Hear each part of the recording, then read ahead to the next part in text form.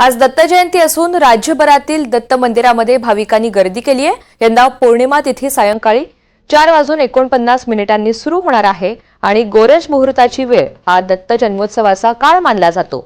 आजचा दिवस हिंदू धर्मातील सर्वात शुभ दिवसांपैकी एक मानला जातो। हा दिवस भगवान दत्तात्रय यांना समर्पित आहे। दरवर्षी हा उत्सव मार्गशीर्ष महिन्यातील पौर्णिमेला साजरा केला जातो। आणि दत्त जयंती निमित्त खरं तर सर्वच मंदिरामध्ये आपण पाहतोय आकर्षक अशी रोषणाई सुद्धा केली जाते। विविध धार्मिक कार्यक्रमांचं आयोजन सुद्धा केलं जातं आणि दत्त मंदिरामध्ये भाविकांनी एकच गर्दी केल्याचं पाहायला मिळतंय। अगदी पहाटेपासूनच भाविक या ठिकाणी दर्शन घेण्यासाठी जमलेत। त्यामुळे राज्यभरातील जी काही प्रमुख अशी दत्त मंदिर आहेत त्या ठिकाणी भाविक मोठ्या संख्येने जमलेले आहेत। खास असा पेहराव सुद्धा करण्यात आलेला आहे आणि फुलांची आरास, रंगीत रोषणाई, रांगोळ्या यांनी मंदिरं सजलेली आहेत।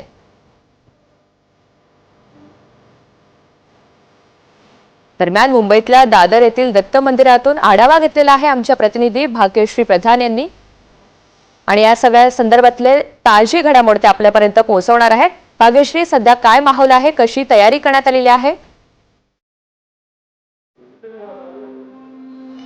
नक्कीच ऋतुजा, आपण जर बघितलं तर सध्या दत्त मंदिरं जी महाराष्ट्रातली आहेत ती सगळी सजलेली पाहायला मिळतात। फुलांच्या माळा असतील, रांगोळ्या असतील, या सगळ्यांनी दत्त मंदिरं सजलेली आहेत। आज दत्त जयंती आहे। मी आत्ता दादरच्या गोपचार मंदिराची आहे।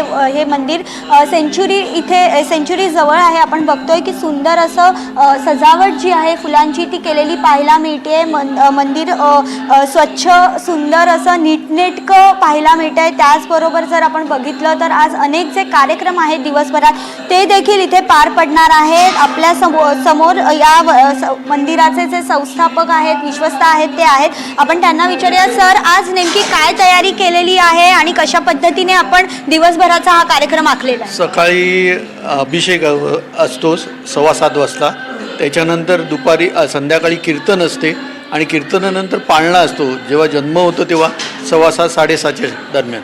आज नेमक्या काय घडामोडी घडणार आहेत? आपल्याला मंदिरात नेमकं कोण कोण येणार आहे, कशा पद्धतीने आयोजन केलं? इकडे बरेच खासदार, आमदार यांची रहदारी असते, पण स्पेशली दत्त जयंती करून येतातच ते।